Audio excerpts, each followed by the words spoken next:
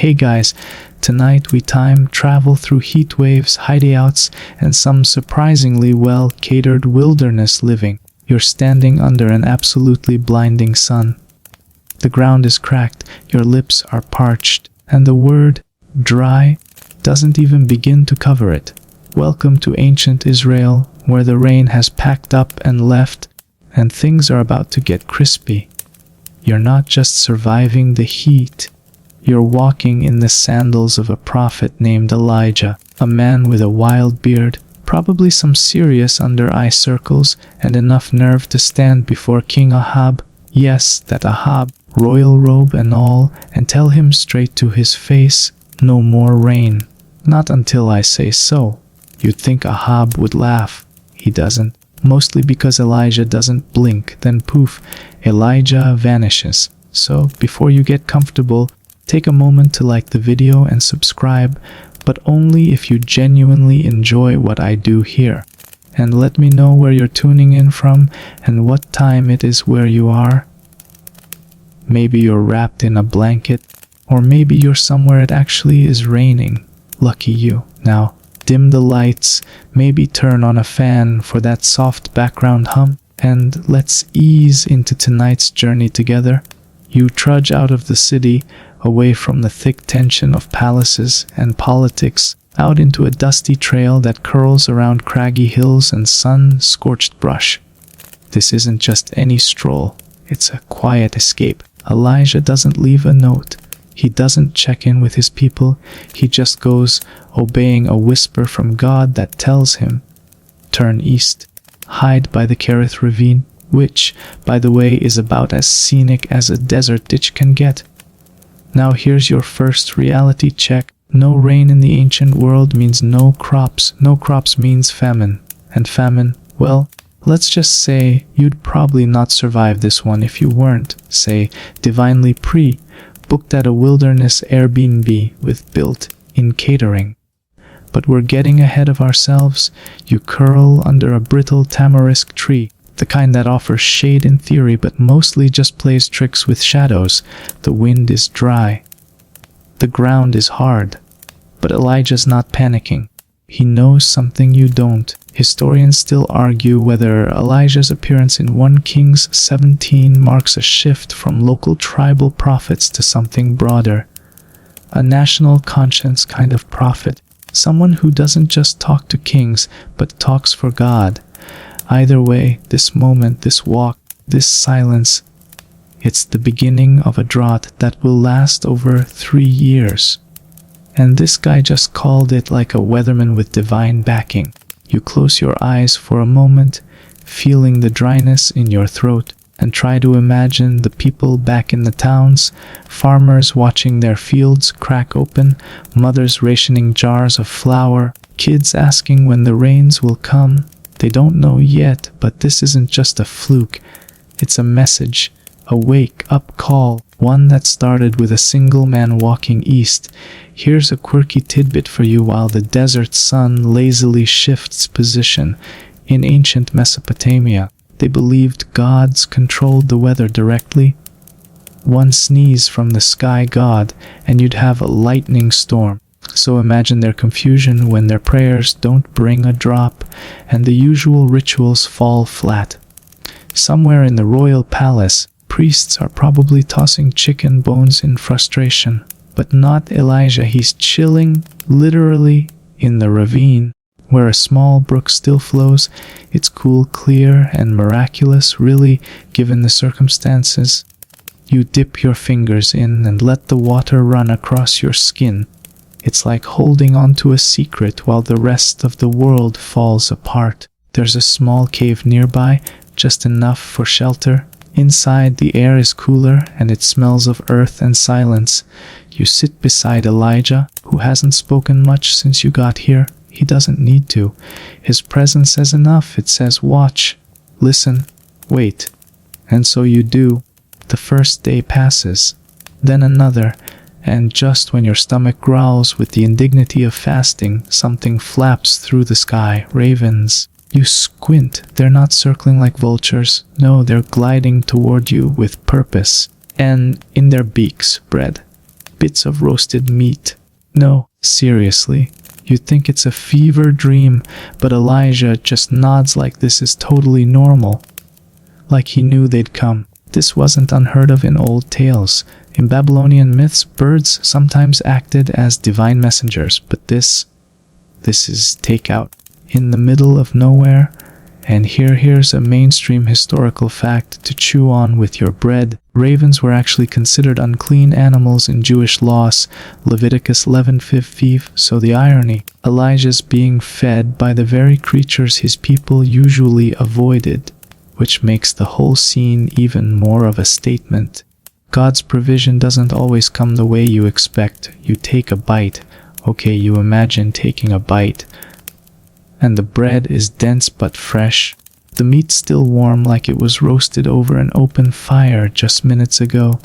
The ravens don't stick around. They drop the goods and soar off again, disappearing into the orange, tinted sky like feathery drones on a dinner mission. You're full now, comfortable. The sun dips low behind the cliffs, painting the stones in shades of rust and gold.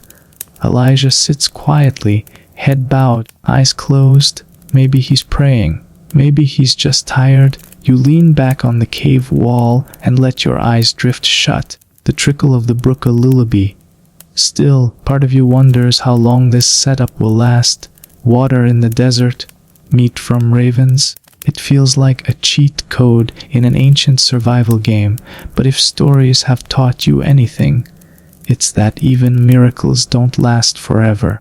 And as the night cools the land, as stars sprinkle across a velvet sky, you sense a change is coming.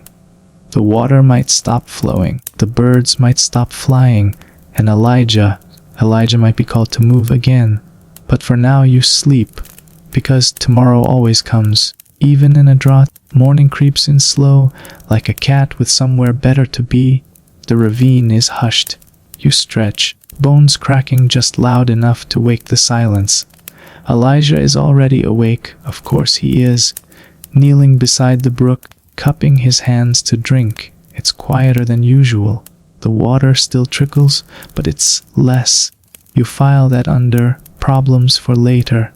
And then, like clockwork, here come the ravens. You hear them before you see them, low caws and the whoosh of wings as they descend with their usual delivery. Bread. Meat. They don't even wobble in flight anymore.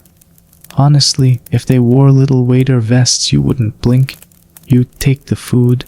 It's warm again. Still fresh, still somehow enough. Elijah doesn't say much, but he always makes space for you to eat. You wonder if the ravens are getting tired of this daily Uber Eats routine, but they show up morning and evening without fail, like it's their spiritual job. You sit beside Elijah and watch the horizon. The sky is flat, cloudless, bleached with heat.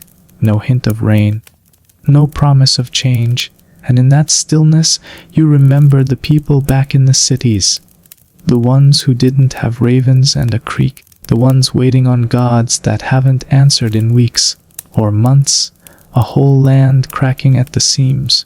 Here's a strange little nugget for your wandering mind. In Egyptian tradition, ravens were considered birds of bad luck, often linked to omens and death. So now picture them as sacred waiters serving up meat to a prophet hiding from a furious king. Life comes at you fast. Elijah notices the waterline again. It's dropped. Not dramatically, but enough. He doesn't mention it, but you feel his mood shift. He stares at the stream like he's reading a goodbye letter. Still trust him? You ask, finally. Elijah turns, and for a moment there's a glint of humor behind the seriousness in his eyes. Do I have another choice? He says. You don't. Neither does he. So you stay and wait. Days pass in this rhythm. Wake, drink, eat. Listen to birds flapping like divine clock hands. At first it's weird, then it's comforting, then it's weird again. One morning, Elijah chuckles as one raven drops a chunk of bread right onto your lap. Wes, they like you, he murmurs. Historians still argue whether this whole fed by ravens account is literal, metaphorical, or somewhere in between. Some think ravens, could be a mistranslation of Arabians, suggesting that local nomads were secretly helping Elijah with food. It's a clever theory, very plausible, but it kind of ruins the image of a black, feathered bird dropping brisket from the heavens. And let's be honest, that image is way more fun. By now, you've grown used to the textures of the ravine, the way the wind snakes through the rocks, the smell of the earth when the sun goes down, the quiet, broken only by the flap of wings or the soft lapping of what's left of the brook. Until one morning, there is no lapping, no trickle. You bend over to check and see only damp stones, like the brook just gave up. Elijah runs his fingers over the dry bed, doesn't say a word, just stands, and when he looks to the horizon, you know it's time to go. Leaving feels strange, like walking away from a dream you didn't expect to like so much. You miss the ravens already, even though they never stuck around for conversation. You half expect one to follow you like a pet, but they vanish into the sky, mission complete. You hike uphill with Elijah, stepping over brittle brush and loose rock. The sun presses down, relentless. You try not to think about water, or the fact that you don't know where you're going. Elijah doesn't walk fast, but he walks with purpose. He tells you you're heading to Zarephath, near Sidon. Not in Israel, not even close. In fact, it's enemy territory. So naturally, that's where God sends him, because apparently divine logic is allergic to comfort zones. Here's a mainstream historical nugget to chew on as your feet ache. Zarephath was a Phoenician town just outside Tyre and Sidon, known for its metallurgy and idol worship. Not exactly a hotspot for Yahweh followers. Sending Elijah there, it's like hiding a fugitive in plain sight at the rival team stadium. You reach the outskirts by late afternoon. The town hums in the distance, smoke from cooking fires curling into the sky. Elijah slows near the town gate, scanning the area. Then he sees her, a widow, thin, tired, gathering sticks like each one weighs 10 pounds. Her child clings to her skirt, cheeks hollow. You hesitate. Is she the plan? Elijah approaches. His voice is gentle. Could you bring me a little water in a jar? The woman pauses. You can see the hesitation in her shoulders, but she turns to get it anyway. Then Elijah adds, and bring me, please, a piece of bread. You wince a little at the boldness, but he doesn't flinch. The woman stops, turns back, her voice is tight. As surely as the Lord your God lives, she says. Note that, your God, I don't have any bread, just a handful of flour in a jar and a little oil in a jug. I'm gathering sticks to take home and make a last meal for my son and me. Then we die. Well, that escalated. You hold your breath, but Elijah, cool as a falafel. Don't be afraid, he says. Go home and do what you said, but first make me a small loaf of bread. Then make something for yourself and your son, for this is what the Lord says, the jar of flour will not run dry, and the jug of oil will not be empty, until the day the Lord sends rain. The widow stares at him, long, hard. You can feel the weight of the choice she's holding in her hands. Starve now, or bet on a stranger's God, and maybe, just maybe, live another day. She nods, walks away. You follow Elijah into her tiny, cracked home later that evening. The table is bare. The child coughs in the corner, but she places a loaf on the table. Then another. The oil jug glugs again, and the flour, still there. You eat. The taste of survival, baked fresh. The scent of baking bread drifts through the small stone house every morning now. It's thick and yeasty, warm like a hug. You wake to it, Elijah sitting nearby as the widow works the dough by hand. Fingers skilled but tired. The child plays in the corner, no longer coughing, his cheeks a little fuller. The flour jar never empties. The oil never stops pouring. It's like the kitchen's been enchanted by some invisible chef who refuses to let anyone go hungry. You've been here for weeks, maybe months. It's hard to tell. Time stretches oddly when you're alive on the edge of miracle. You help gather sticks, sweep the floor, sit in the cool shade by the walls, and listen to the sounds of a town that still doesn't know a prophet lives next door. Zarephath buzzes with voices, sandals on stone, gossip around wells, but you stay quiet. Elijah keeps his head down. No need to draw attention in a place where being an outsider is already dangerous. One day, the child doesn't come to breakfast. You wait. Then you hear it, the widow scream. You bolt into the room. The child is limp in her arms, eyes closed, breath gone. No, no, she gasps, rocking him. Her face collapses in fury and grief. What do you have against me, man of God? She cries at Elijah. Did you come to remind me of my sin and kill my son? Elijah doesn't flinch, but his eyes darken. He reaches for the boy. Give him to me. You help as he lifts the boy gently, carrying him upstairs to the small room where he sleeps.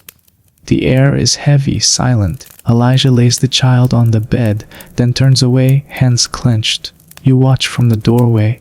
Elijah begins to pray, loudly, desperately. Lord my God, have you brought tragedy even on this widow I am staying with by causing her son to die? It's not a polite prayer. Not the kind you whisper before dinner. It's raw, accusing, real. Then Elijah stretches himself over the child 3 times. It looks strange, like he's pouring himself into the boy, willing life back into still lungs. Lord my God, let this boy's life return to him. You hold your breath. The room is still. Then a cough. The child gasps, blinks, then breathes. You nearly fall over. Elijah exhales, almost collapsing himself. He scoops up the boy and hurries back downstairs, placing him gently into his mother's stunned arms. Look, he says quietly. Your son is alive. She stares, first at her son, then at Elijah. Now I know, she whispers. You are a man of God, and the word of the Lord from your mouth is the truth. You sit in stunned silence.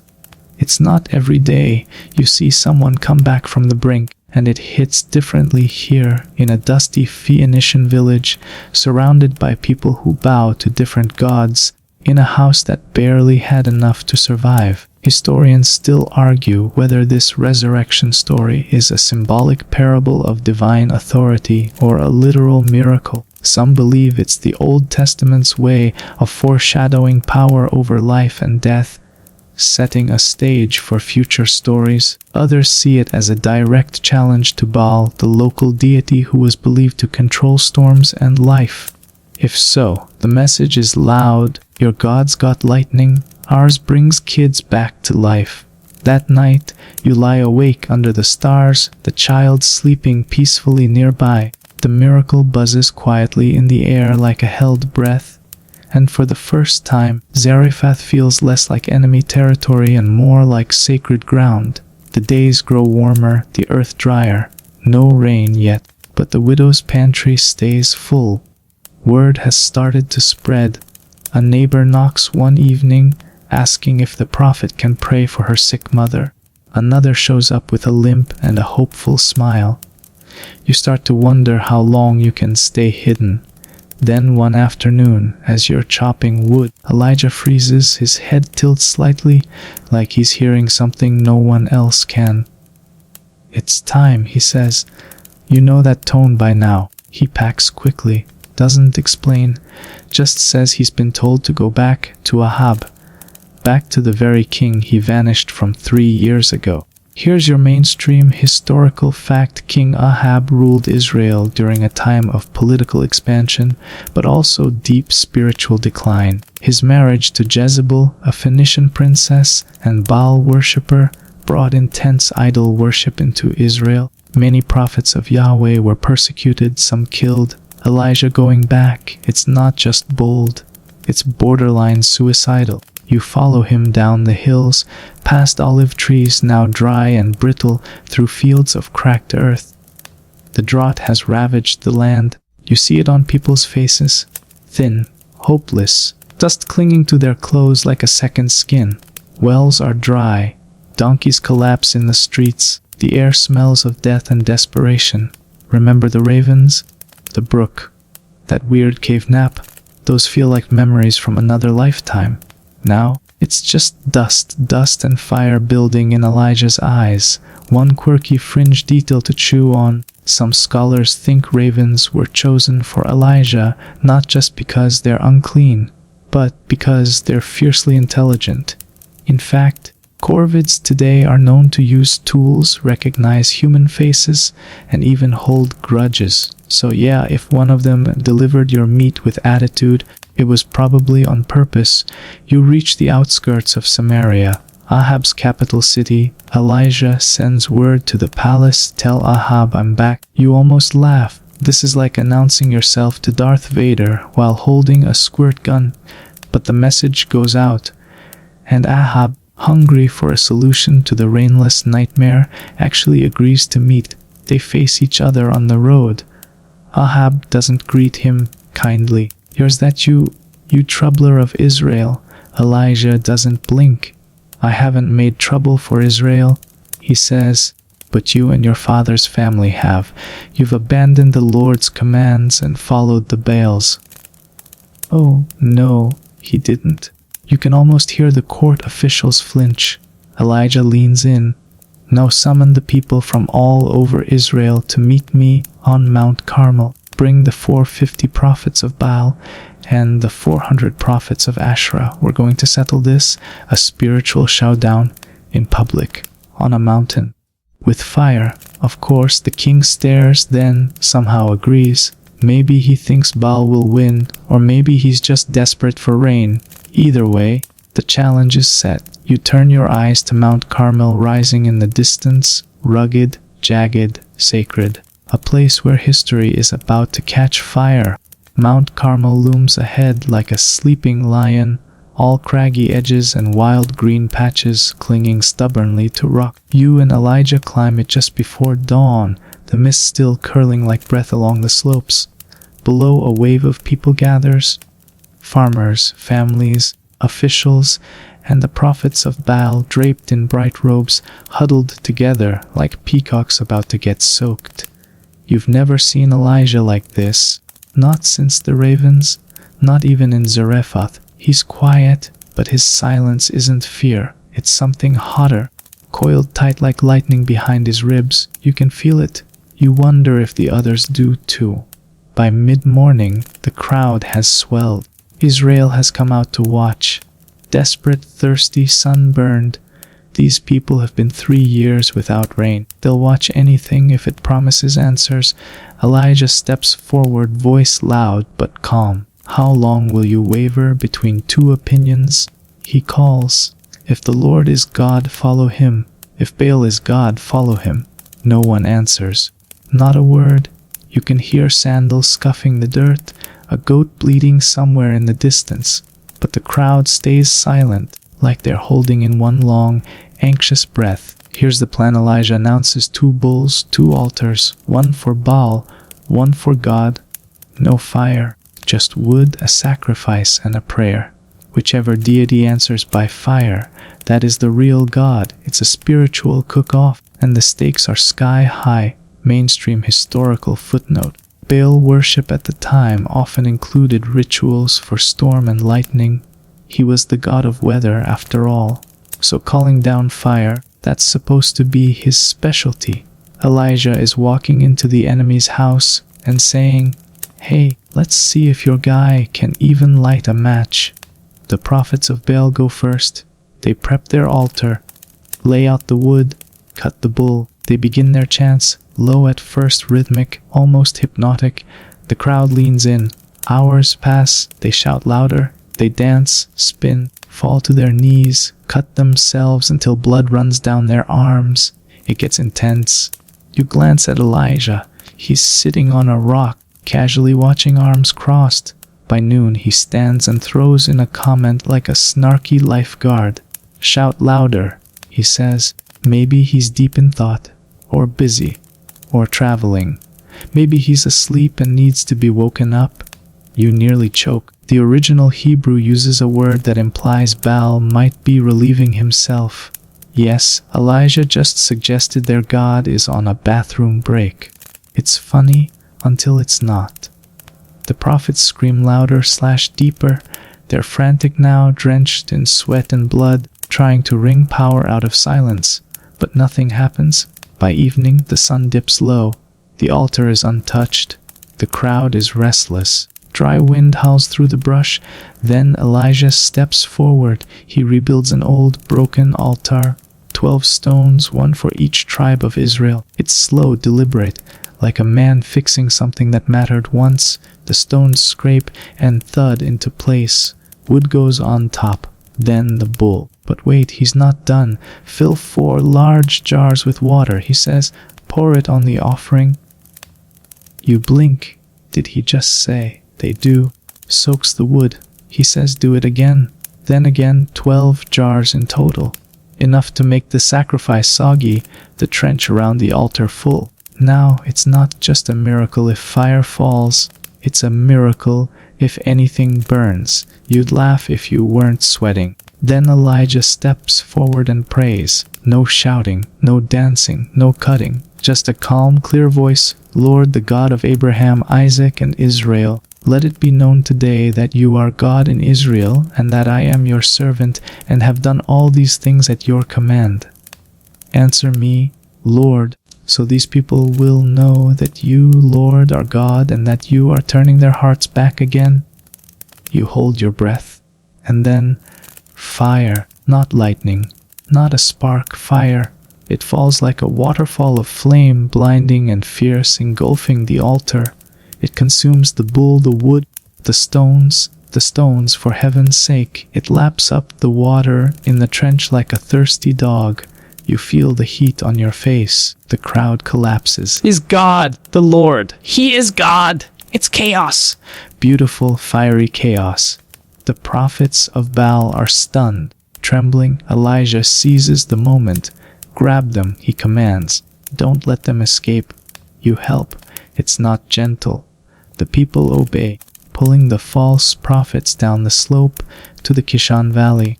The details get murky here. No need to dwell.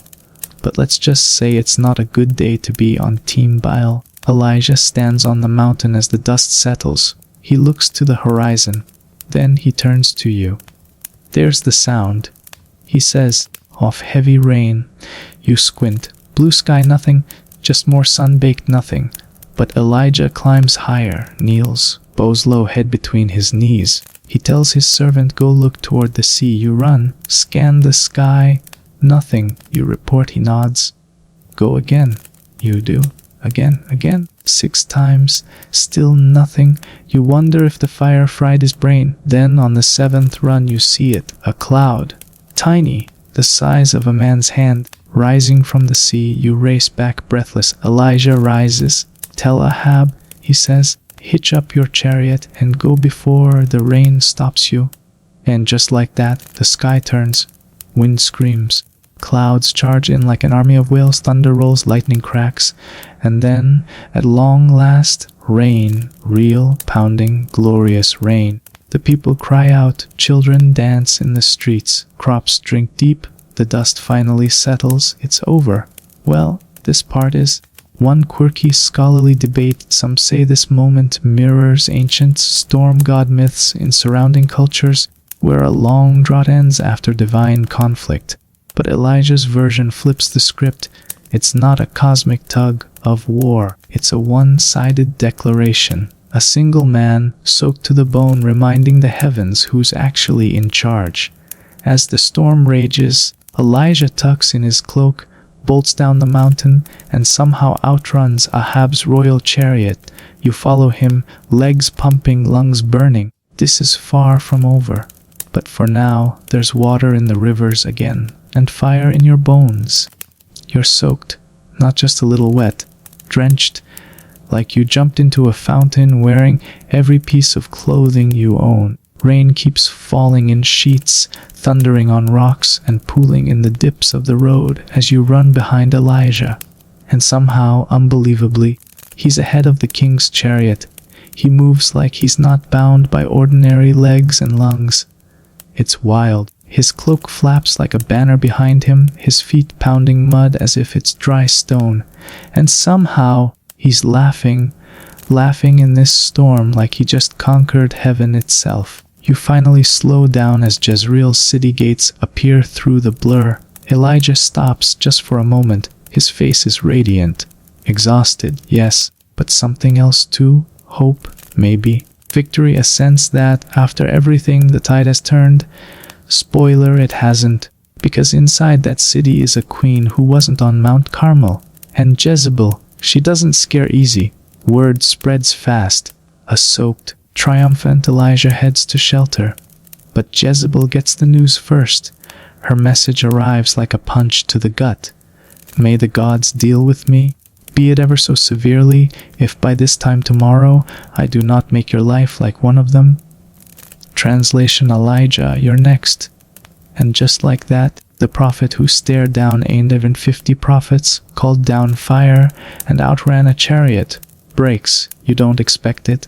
Maybe he didn't expect it. But the moment he hears Jezebel's threat, something inside him buckles.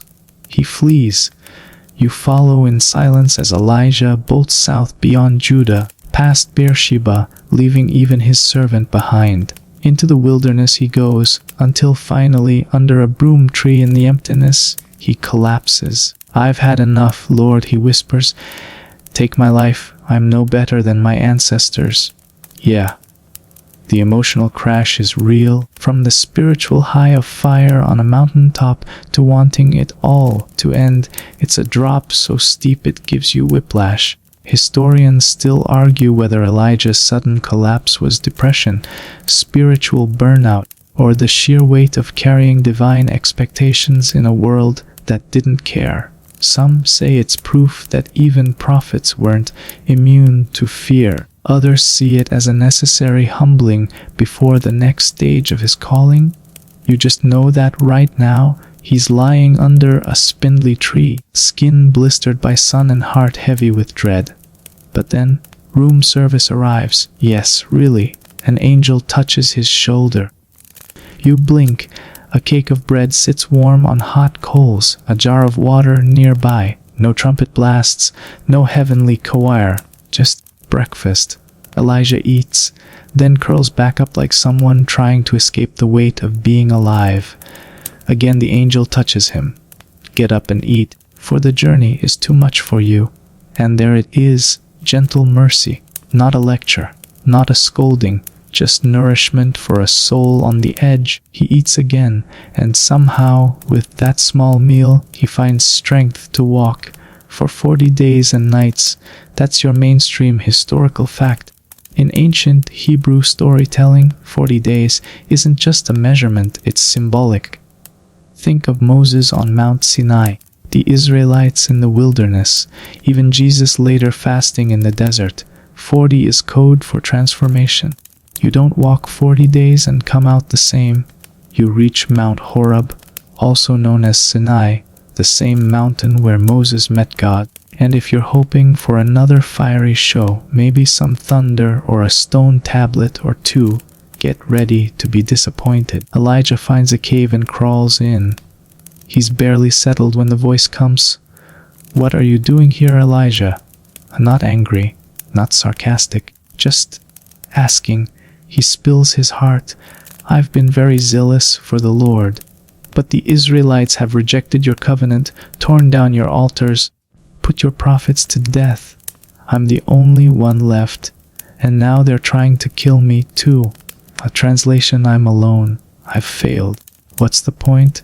God says, "Go out and stand on the mountain in my presence." You squint into the brightness. What's coming? Another burning bush, a cloud of glory, maybe some cinematic thunder. First comes a wind, a powerful, splitting, terrifying wind. But God's not in the wind. Then an earthquake. The ground rips and rumbles underfoot. But God's not in that either. Then fire. Blazing, roaring fire. Still not God. Then silence, a whisper, a still small voice. You lean in. So does Elijah. He covers his face with his cloak and steps out to listen. Because sometimes the creator of the universe doesn't yell. He whispers. It's not the epic spectacle that moves Elijah, it's the intimacy, the quiet. "What are you doing here, Elijah?" The question again, but it sounds different now. He answers the same, but something's changed. God doesn't argue. He just gives the next assignment. "Go back the way you came," he says. "Anoint Hazael as king over Aram, Jehu over Israel, and Elisha, anoint him as your successor. Also, you're not alone," God adds. "I've reserved 7,000 in Israel who haven't bowed to Baal." Turns out the last prophet isn't the last anything. That's the quirky tidbit for this section. Scholars believe Elisha's name, "God is salvation," was no accident. Some even think Elijah knew from the start that his time was a bridge, that the real legacy would come through the one who followed. Passing the torch wasn't failure, it was faith. So you climb down the mountain, the air stills, the sky's clear, the world feels wide again.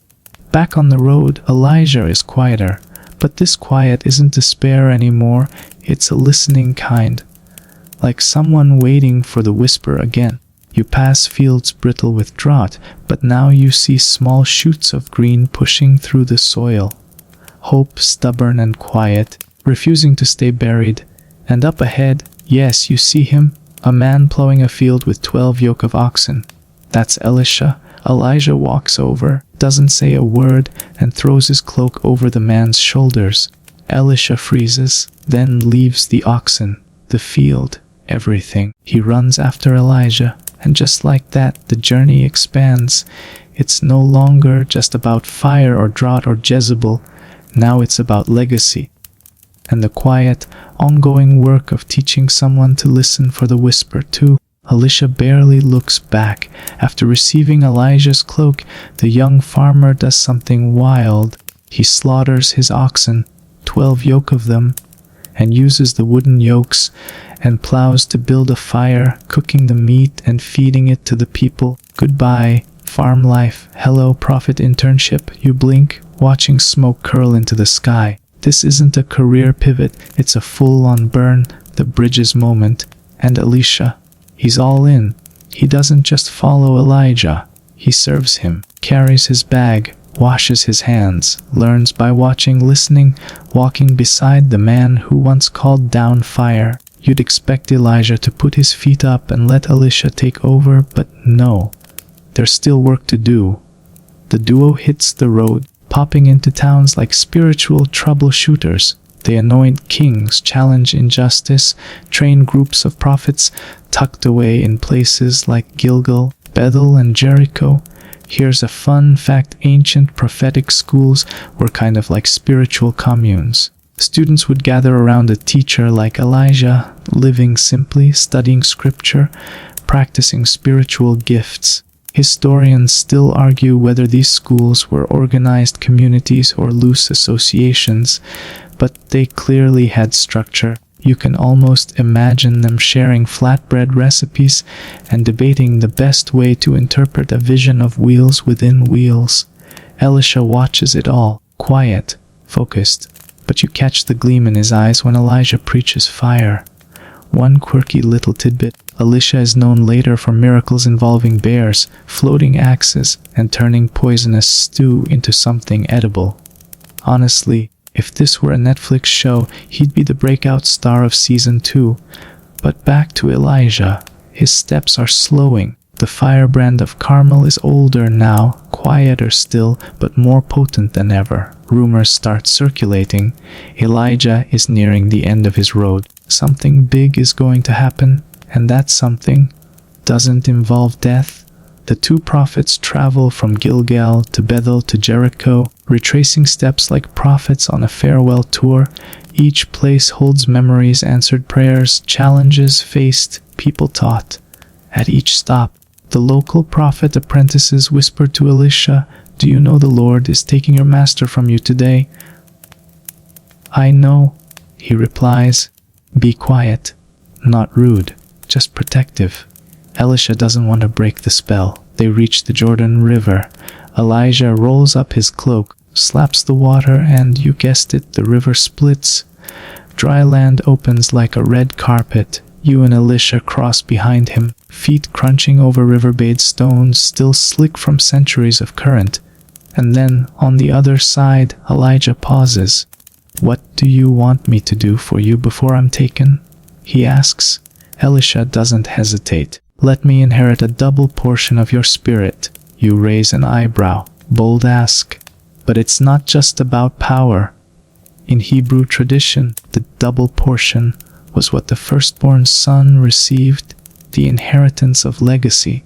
Elisha isn't asking to be twice as flashy. He's asking to carry the mantle, to be trusted with the future. Elijah nods. "You've asked a difficult thing, but if you see me when I'm taken from you, it will be yours." And suddenly, the wind shifts. A whirlwind rises from the horizon, tearing across the land. Dust and leaves spiral. The air itself vibrates, then they appear. Chariots of fire, horses of fire. Not poetic metaphor, actual fire. They blaze between the two prophets, the noise like thunder wrapped in cymbals. Elijah is lifted, swept up into the sky in a whirlwind, his cloak tumbling downward as his figure disappears in flame and wind. You stare, eyes wide. Elisha tears his robe in two, grief-stricken and awestruck. He picks up the fallen cloak, holds it in both hands, breathes deep.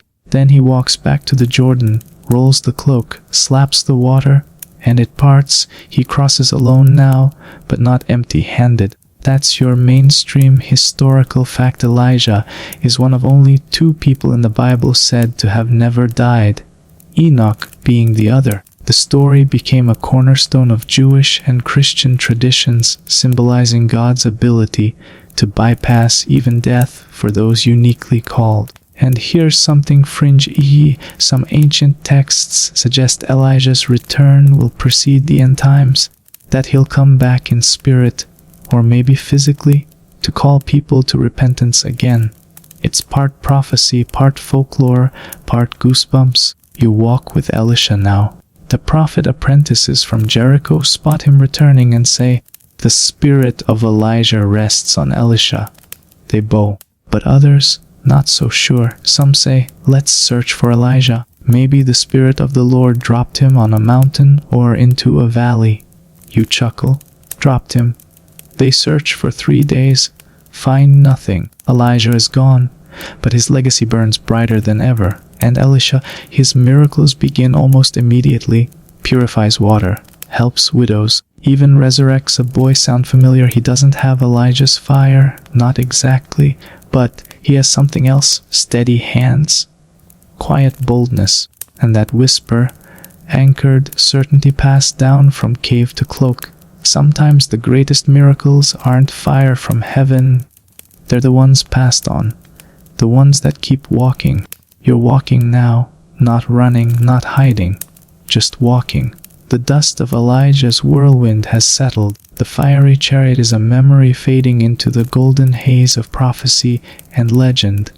Elisha is leading the way, his new cloak fluttering at his heels, still faintly smelling of river water and old thunder.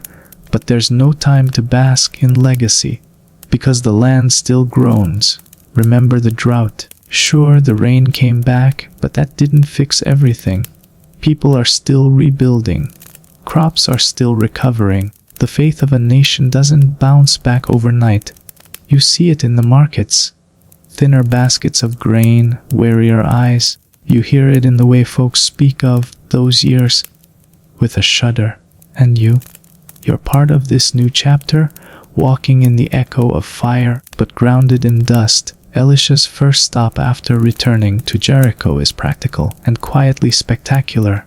The town's water supply, nasty, bitter, undrinkable. The people beg him to help. He asks for a bowl, pours in salt, walks to the spring and tosses it in. "This is what the Lord says, I have healed this water. Never again will it cause death or make the land unproductive." Boom. Just like that, the water becomes sweet. That's your mainstream historical fact. Jericho's ancient spring, Ainez Sultan, still flows today, one of the oldest continually inhabited water sources in the world. Some historians believe the site has been producing drinkable water since the Bronze Age, adding a little archaeological weight to the miracle tale. The Whisper legacy lives on, not in fire this time, but in salt, in simple action. You wander further with Elisha. Word spreads quickly. He's Elijah's successor. People start to test him. In Bethel, some youths come out mocking, "Go up, You bald head! go up." A dig at Elijah's heavenly exit and Elisha's hairstyle. And yes, Elisha curses them. And yes, 2 bears come out and maul 42 of them. You pause. What? Here's your quirky tidbit. Scholars debate whether the Hebrew word used here means young boys or young men, possibly street thugs. And bald head wasn't just about hair. It could have been an insult, possibly mocking Elisha's prophetic office. Still, the bear incident remains one of the most eyebrow-raising moments in biblical history. But bear maulings aside, Elisha steps into a role that's more than miracle worker. He becomes counselor to kings, advisor during wars, and steady hand during famines. One of the most telling moments, he tells a desperate widow to gather jars, empty ones from neighbors, as many as she can. Then, with only a little oil in her home, he tells her to start pouring, and pour she does. Jar after jar fills. Oil flows like mercy. Only when the last jar is full does the oil stop. She sells it, pays her debts, and survives. Elijah called fire from heaven. Elisha fills jars in kitchens. Different styles, same whisper. One day, while traveling through Showdown, a wealthy woman offers him food, then shelter. Eventually, she builds him a room on her roof with a bed, a table, a chair, and a lamp. Room service in reverse. Elisha's being served now. He wants to bless her. She has no son, so he promises, but this time next year you will hold a son. Spoiler, she does. But years later, the boy falls ill, dies. She rides out to find Elisha. No prophet. On the hill, theatrics. No grand speeches, just urgency. Elisha goes to the boy, shuts the door, prays, then stretches himself out on the child, mouth to mouth, eyes to eyes, hands to hands. The body grows warm, then sneezes. 7 times the boy opens his eyes. Historians still argue whether this laying on method had ritual significance or was simply Elisha's way of transferring life. But the detail is unmistakable. This is a resurrection story long before Lazarus, long before Easter. You step back. The room smells of oil and dust and miracle. This is how the whisper works. It flows through salt and sneezes, jars and journeys. Eventually, Elisha falls sick, and yes, he dies. No fiery exit, no whirlwind, just a bed, a room, and breath that quietly fades. But the story doesn't end there. Later, some men bury another body in Elisha's tomb. When the body touches his bones, it revives. The dead man stands up. One last miracle, even after death. That's the final callback. Elijah left in fire, Elisha left in silence. But both left impact, and whether through blazing chariots or bones in a tomb, their lives echoed forward. Elijah's name would appear again centuries later, whispered in temples and shouted in wildernesses. Some even mistook John the Baptist for Elijah returned, and on one mountain, during one radiant moment, Jesus stands transfigured, his face glowing, clothes dazzling, and beside him appear Moses and Elijah. Yes, Elijah still walking, still whispering. The whisper never left, and neither do you.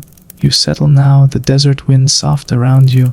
The fire has dimmed, the dust has settled, and somewhere beyond this world, a chariot still burns through the sky. The road grows quiet now. The stars stretch above you like flecks of silver on a velvet sky, soft and steady. You walk slower, each step is lighter. No more thunder, no more fleeing. Just the hush of sand beneath your feet and the cool breath of night whispering across the land. You glance back over your shoulder, but the whirlwind is gone. The drought has passed. The prophets, the miracles, the jars and chariots, they're all behind you now, folded into story, wrapped in memory. like firelight fading from a cave wall. They flicker, then rest. Somewhere in the distance, a stream trickles. You hear the rustle of leaves, maybe a soft owl hooting from a high perch. The night has weight, but it's a good kind of weight, the kind that wraps you, anchors you, like a warm blanket on tired shoulders. The whisper still lingers, not loud, not dramatic, just there. It's in the rhythm of your breath, in the steady drum of your heartbeat, in the knowledge that, even when you feel alone, even when you run, even when your faith flickers, you are never really abandoned. The journey continues, the legacy lives on, and now it's time to let go of the story, time to drift, to float, to let the hush of history rock you gently toward dreams. Let your body soften, let your thoughts quiet. You are safe, you are held, you are enough. Good night, traveler of whispers. Sleep deep, sleep well.